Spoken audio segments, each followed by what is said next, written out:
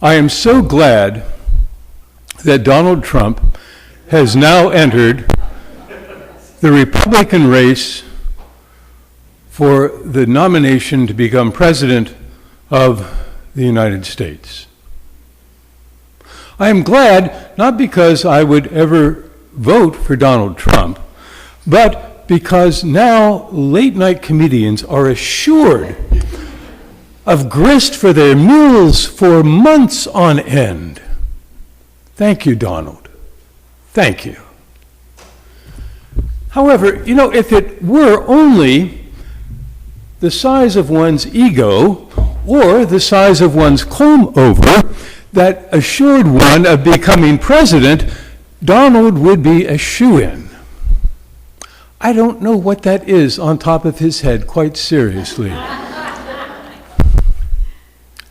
I thought I saw it move once, but I'm not sure. But, that's not too different than some of us would-be disciples, would-be chosen ones of God. We sometimes think that bigger is better, We sometimes think that the size of our bank account, if not the size of our egos, should certainly afford us a place among God's chosen. Well, we might think that, but then there was last week's lesson about David, the anointed one of God. Tell her to turn it on. Unless it's Eli, then it's okay. It is Eli? Oh, okay. Everything's all right? Oh, okay. He's okay, though. All right. Just checking. I wanted to make sure. He's good. Where was I? Oh, yeah, last week. Last week. You remember David from last week? The anointed one of God? If all of that stuff about a big ego and wealth were what determined one's place among God's chosen, then Saul would still have been king in Israel. Saul, after all, was from a wealthy, important family. Tells us that. Saul was the tallest and handsomest man in all of Israel. Scriptures tell us that. There was just one slight problem. Saul did not have in his heart the love of God. And David was just the opposite. You remember what happened. Samuel went out to Bethlehem to Jesse and said, Jesse, bring all your boys here because God's going to choose one of them to be the new anointed one. Jesse did not even bring David in from watching the sheep. David was not just the seventh son of a seventh son. He was the eighth son. He was a boy. He was out watching the sheep. Had nothing going for him like Saul did, except that he had the love of God in his heart. That was last week. We learned last week how it is that God doesn't see things and see people as we do. God doesn't judge like we do on the status and import of others. Sometimes the people that God chooses don't quite measure up for us, but still, they are God's own, God's chosen ones. And this week, we have that wonderful story that Douglas read for us about David and Goliath. Now, if you love stories, then you have to love this one. It's got this story, I tell you, it's like the first Star Wars movie. No, I'm not kidding. Think about it, okay? You have the evil empire, the Philistines. You have the very personification of evil, Darth, I'm sorry. Okay? You've got the Death Star, that's Goliath is Darth Vader, and the Death Star is his spear that's like a weaver's beam. It's so big. His armor weighs like 700 pounds. Yeah. And then you've got Luke Skywalker, i.e. David. Luke Skywalker, who only has one shot for the Federation to conquer all of the evil. One stone, one sling, one shot. It took Spielberg and Lucas 2.5 hours. It took the author of 1 Samuel 19 verses. It's that same story. And what we learn in that story is not just God being with the underdog, which is what David most certainly was, but what we learn in that story, if we really listen to it, is the consistent, unalterable opposition of God to those who oppress and to those who pervert justice. Because that's what Goliath and the Philistines were all about. The oppression of the people, the perversion of that which is right and just. It's a great story. And we might miss that if all that we heard in that story was building to that wonderful climax of David running to the battle line with his sling and his stone and felling the giant. We might miss that the essence of this story is not about David, but it's about God. It's about that consistent, unalterable opposition of God to those who oppress and pervert justice. When David came to Saul and was making his case for going up against Goliath, I hope you heard what he said in that.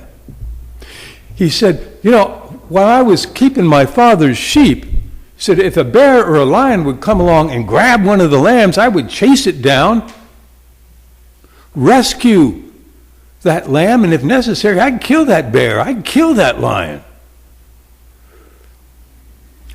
That may have been a bit of hyperbole on the part of the teenage David, although in our family we do know as fact that when Pat Moore's mule got his leg broken, Pat picked up that mule and carried it back to the barn in Clover Hill. That is true. This story about David with the lions and the bears, I'm not so sure about, but Pat Moore, I know. When David was making that point to Saul, he said, if the Lord is going to save me from the paw of the lion and the paw of the bear, the Lord is going to save me from this Philistine. David knew it was not his might that would win the day. David knew that it was this God who stood unalterably and consistently in opposition to oppression and the perversion of justice. It was that God who would win the day, and none other. It was the Lord who would bring down Goliath. That's what we can't miss in this story, this wonderful, wonderful Star Wars story. It is God who wins the day. By the way, if you thought that I was not going to talk about Emmanuel AME in Charleston and Father's Day this morning, you're mistaken.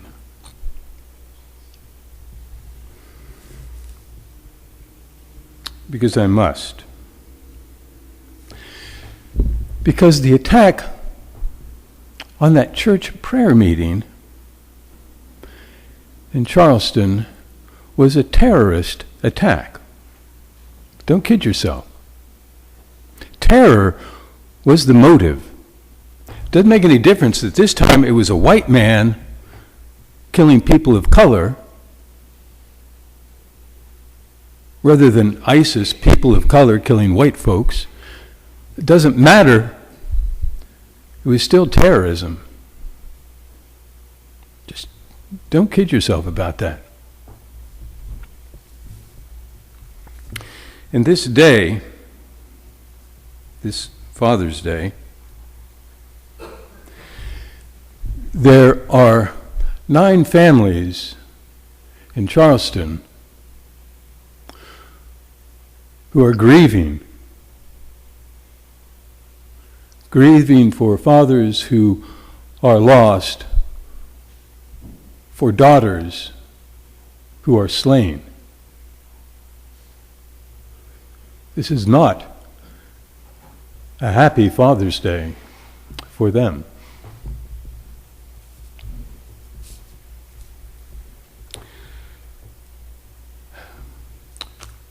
We might well wonder if this God, who so consistently and unalterably opposes oppression and the perversion of justice, will allow ISIS and Boko Haram and Dylan Roof and all of his cohorts to go on. God will outlast them.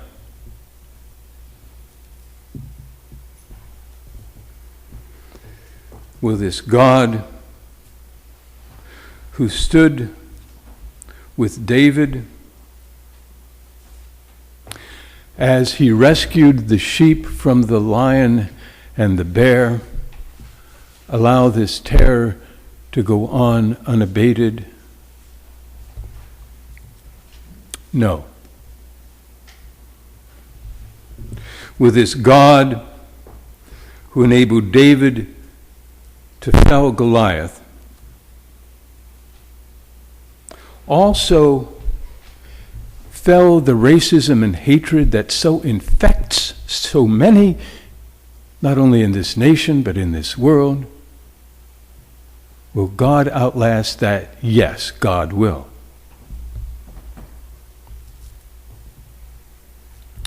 God grieves with us this day. There's a city, a state, a nation that grieves this day. And we might well ask, O Lord, how long? How long must we grieve? How long until we stand with David against the Goliath of hatred and prejudice? How long until we stand against the violence that is such a lethal mixture of hatred and guns? How long?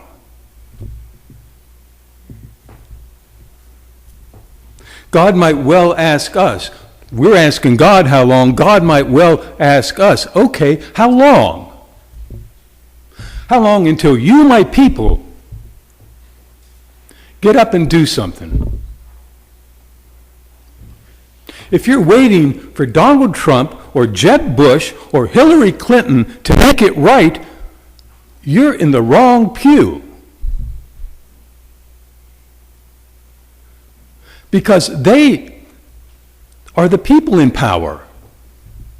They're the ones who are vested in this system. And it's up to us, who have not the power, neither did David, don't have the wealth, neither did David,